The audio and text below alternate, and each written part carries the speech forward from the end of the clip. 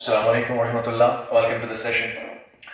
तो आज हम बैक बॉन्डिंग के बारे में पढ़ेंगे और in the previous discussion we talked about boron, we talked about the electronic configuration of boron, उसका बिहेवियर हमने समझा। कुछ प्रॉपर्टीज बोरॉन की रिजेंबल कर रही थी मेटल्स के साथ and there were certain properties which were resembling non-metals. So ना तो बोरॉन प्योरली एक मेटल है ना तो प्योरली नॉन मेटल है, it's lying somewhere in between, means it's a metalloid. फिर हमने ये कहा था उस पे कि usually what we expect, it's the expectation versus reality. And हम ये कहते हैं कि जब हम बोरॉन की बात करते हैं हम कहते हैं एटॉमिक नंबर 5 है, that means Z is equal to 5, therefore पहली शेल में 2 इलेक्ट्रॉन्स होंगे एंड दूसरी शेल में 3 इलेक्ट्रॉन्स होंगे, right? And then we expect boron to lose 3 electrons so that what is left over, these 2 electrons, it resembles helium. हम कहते हैं कि हम ये एक्सपेक्ट करते हैं कि बोरॉन 3 इलेक्ट्रॉन को लूज करेगा। We have already discussed it in the previous discussions already. And हम ये कहते हैं we expect it to lose 3 electrons and we know, हमें ये पता है कि कोई भी एलिमेंट, कोई भी स्पीशीज अगर इलेक्ट्रॉन या इलेक्ट्रॉन्स लूज करता है we call that as a metal, right? So हमारी एक्सपेक्टेशन ये है कि ये मेटल होना चाहिए था, but it's not, we know it's not. इसका मतलब ये है when it will lose 3 electrons ऐसे बनेगा फिर B3 पॉजिटिव। क्या बोरॉन के पास इतनी एनर्जी होती है? Does boron have the sufficient amount of energy कि ये अफोर्ड कर सके 3 इलेक्ट्रॉन्स को लूज करना? And we know to remove an electron from the outermost shell we require an energy element requires an energy. तो क्या बोरॉन के पास इतनी एनर्जी है कि ये तीनों इलेक्ट्रॉन्स को नॉकआउट कर सके? And we know it doesn't have sufficient amount of energy कि ये तीनों इलेक्ट्रॉन्स को लूज कर सके। तो before you think of an element कि लूज करेगा या गेन करेगा, एक स्टेप नीचे, क्या उस एलिमेंट के पास उतनी एनर्जी है कि वो उन तीनों इलेक्ट्रॉन्स, उन 2 इलेक्ट्रॉन्स या उस एक इलेक्ट्रॉन को लूज कर सके?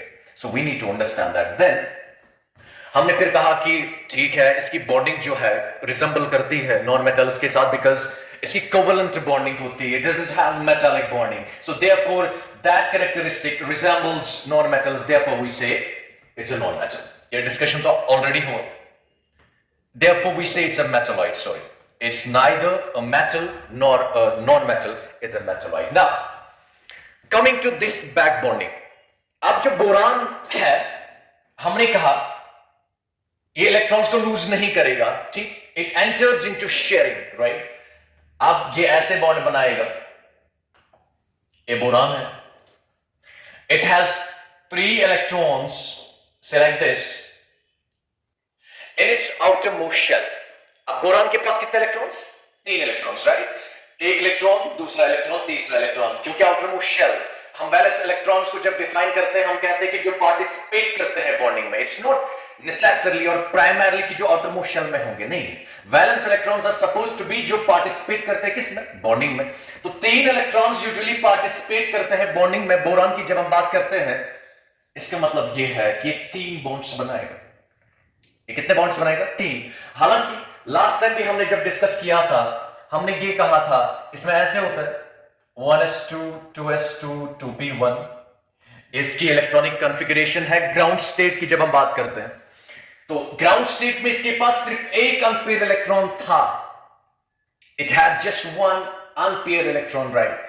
तो इस हिसाब से तो ये मोनोवैलेंट होना चाहिए कि ये सिर्फ एक बॉन्ड बनाना चाहिए था, but we know in excited state this electron, अगर हम बात करेंगे 2s की, इसमें 2 इलेक्ट्रॉन्स थे, 2p में 1, ये प्रमोट होता है, electron gets promoted from 2s to 2p। फिर हमने प्रमोशनल एनर्जी की बात की थी, हमने कहा था कि एनर्जी लाएगा कहां से? मैंने कहा कि इट ऑल हैपेंस सिमल्टेनियसली, एक ही टाइम पे जब बॉन्ड फॉर्मेशन हो रही होती है, उससे जो एनर्जी रिलीज होती है, because they are getting closer, potential energy is getting reduced, it is getting decreased, तो वहां से जो एनर्जी निकलती है वो इस्तेमाल में आती है, किसमें? इलेक्ट्रॉन को प्रमोट करने में, from 2s to 2p।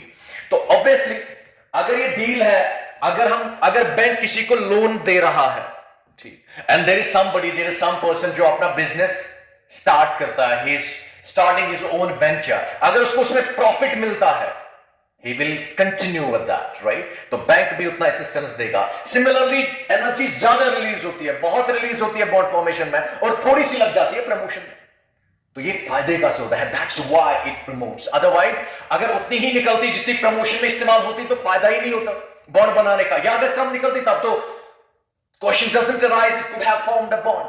So energy बहुत ज्यादा निकलती है, उस एनर्जी में कुछ हिस्सा प्रमोशन में इस्तेमाल होता है, उसको हम कहते हैं प्रमोशनल एनर्जी। ये भी हमने डिस्कस किया। Now coming to this, now when it is promoted to this, इसका मतलब अब 2s में 1 रहा और 2p में 2 रहे, so therefore it is trivalent. Boron 3 bonds बनाएगा, राइट? अब 3 इलेक्ट्रॉन्स है, 1 2 3।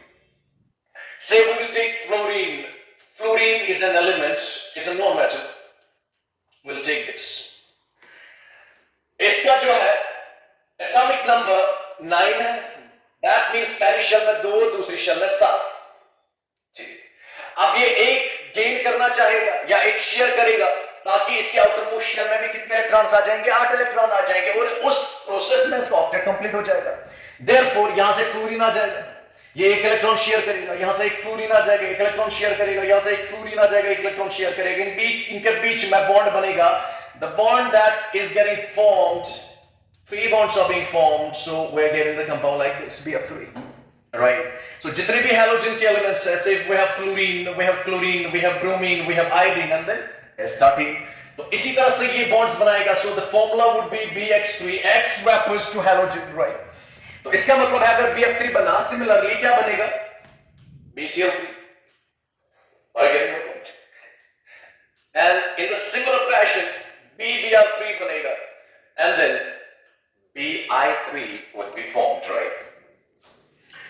So we have boron trifluoride, we have boron trichloride, we have boron tribromide, and we have boron triiodide, right? Okay, it's going on smoothly. Now, अब जब ये बना, BF3 बना, ठीक है ना? हमने कहा,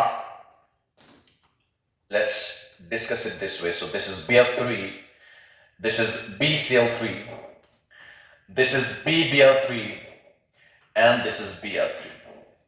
Okay. इसमें जो bond angle होगा वो है 120 degree, right? Bond angle would be 120 degree, and the hybridization would be sp2, because if we know the structure, we know कि number of sigma bonds plus lone pair gives us the hybridization, right? So how many sigma bonds does it have? इसके पास 3 sigma bonds है, 1 2 3। Lone pair इसके पास कोई भी नहीं है।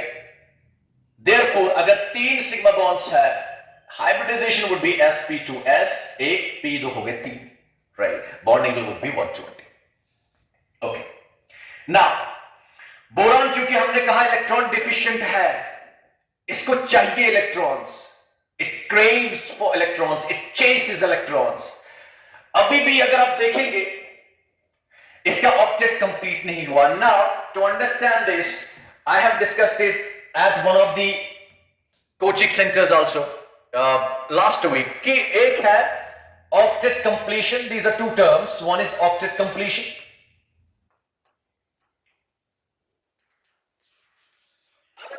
Energy minimisation,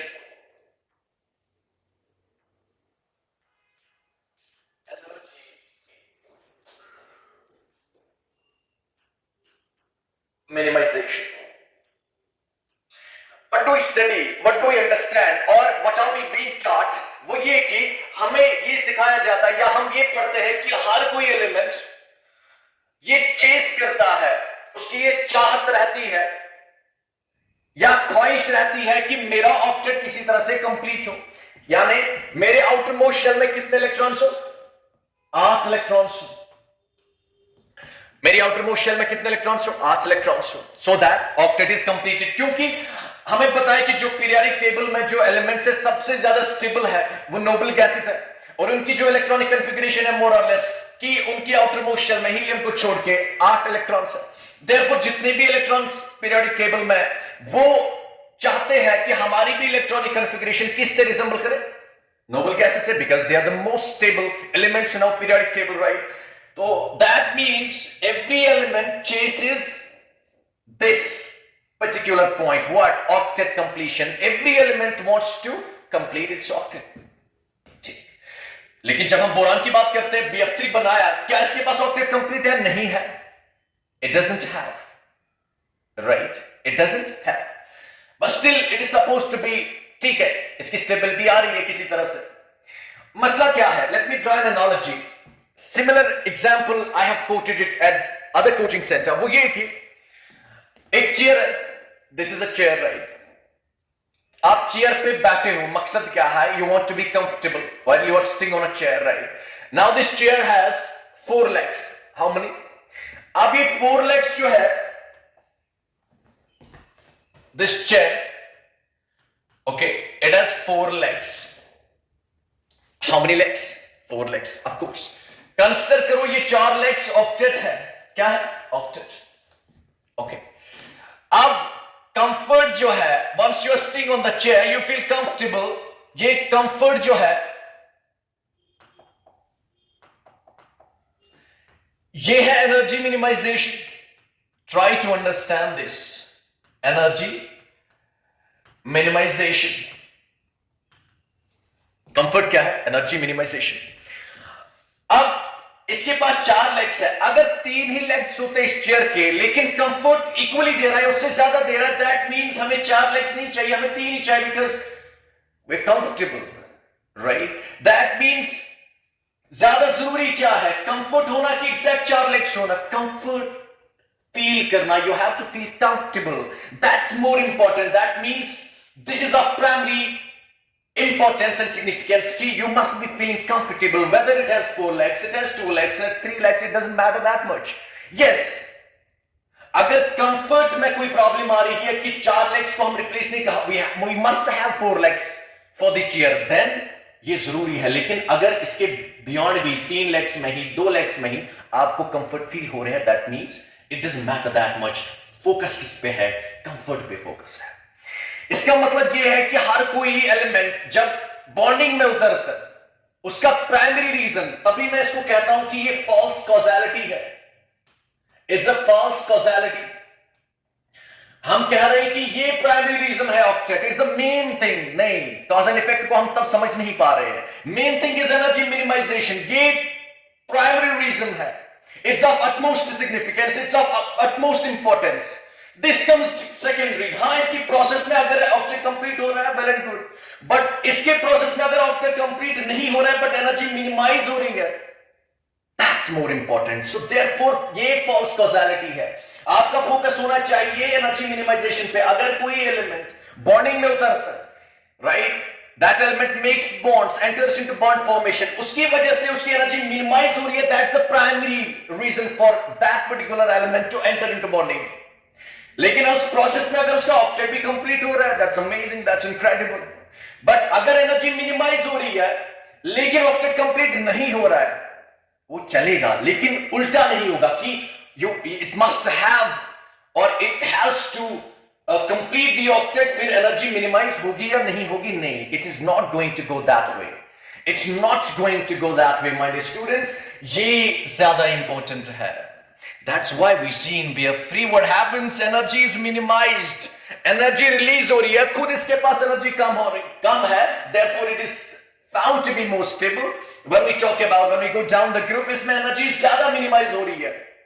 फिर अगर उस प्रोसेस में इसका ऑक्टेट कंप्लीट भी नहीं हो रहा है, still this compound is formed, right? So बल आज से आप याद रखेंगे, जो emphasis है, जो फोकस है, जिस पे ज्यादा जोर है, वो एनर्जी मिनिमाइजेशन पे है. और अगेन में points like that, you know, कि ट्रैफिक रूल्स जब हमें सिखाए जाते हैं, उसकी वजह से सेफ ड्राइविंग नहीं आती, बल्कि सेफ ड्राइविंग की वजह से जो है ट्रैफिक रूल्स क्रिएट होंगे.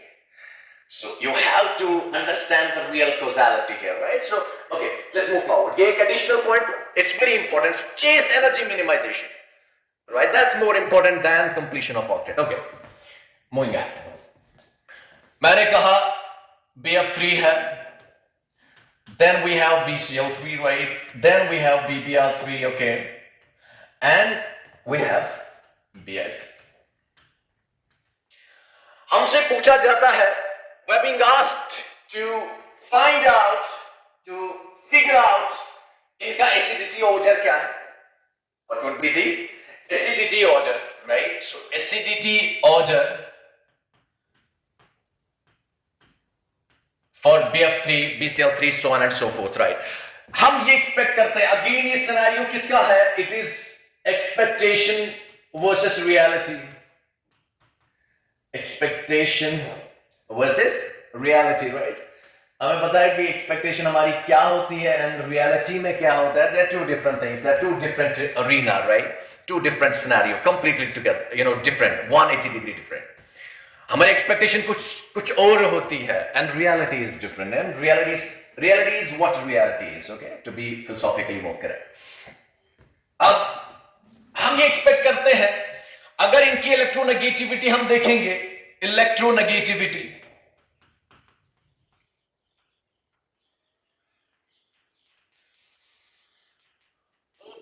सबसे ज्यादा followed by chlorine, which is followed by bromine, and that's followed by iodine.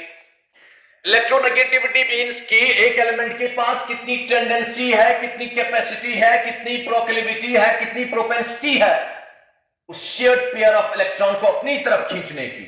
That's referred to as the electronegativity of that particular element, and the phenomenon or the process is called as electronegativity. अब fluorine की सबसे ज्यादा है, फिर chlorine की, फिर bromine की, फिर आयोडीन की. और जो लुईस एसिड बेस का कॉन्सेप्ट है ना, लुईस एसिड किसको हम कहते हैं? जो इलेक्ट्रॉन पेयर लेगा, दैट मीन जो इलेक्ट्रॉन पेयर एक्सेप्ट करेगा, electron pair acceptor. Electron pair what? Acceptor. On the contrast Lewis base जो है, species which is electron pair donor. Alright, अब देखें, अगर हम बोरान की बात करेंगे, बोरान जो है, ठीक, अगर इसको ऑक्टेट ही अब कंप्लीट करना है, देयरफॉर क्योंकि 3 इलेक्ट्रॉन से आउट मोशन, ठीक, इलेक्ट्रॉन डिफिशिएंट है, ये चाहेगा कि मेरे पास इलेक्ट्रॉन्स आए, इट हैज दैट हंगर, इसके पास वो भूख है, तो भूख को मिटाने के लिए इसको इलेक्ट्रॉन्स चाहिए. When it is trying to, or it has the capacity or the tendency to accept electrons, therefore we say boron is a Lewis base. And on the contrast, when we talk about halogen family, we have fluorine. इसके पास 3 lone pairs होते हैं available. इसी तरह से chlorine के पास, इसी तरह से what do you call boron के पास, right? So when it has lone pairs available, that means this fluorine has the capacity to donate its electron pair. Similarly, chlorine in the same fashion, bromine and then iodine. So when it can donate or it has the capacity कि ये अपनी electron pair को donate कर सकेगा, we say electron pair donor, and fluorine is a Lewis base. Fine. हमने देखा, जब हमने पढ़ा कि इलेक्ट्रॉनिक कॉन्फ़िगरेशन बोरॉन की है ना, हमने ये देखा it is 1s2, it is 2s1 excited state में, and then it is 2p2, right? So इसमें 2s1 में एक इलेक्ट्रॉन है, fine, and 2p2 में इसमें 2 इलेक्ट्रॉन्स है, लेकिन ऑर्बिटल 3 है. ये जो एक empty ऑर्बिटल है, that means boron has 1 empty orbital, so therefore उसमें इलेक्ट्रॉन्स ले सकता है. बाज़ औक़ात ऐसा भी होता है कि किसी एलिमेंट के पास वो टेंडेंसी होती है कि वो इलेक्ट्रॉन्स ले सके, पर उसके पास low lying orbitals, available orbitals नहीं होते. But in case of boron we see it has 1 empty orbital, therefore it can take or accommodate electron or electrons, right? Now electronegativity की हमने बात की, फिर लुईस एसिड लुईस बेस की हमने बात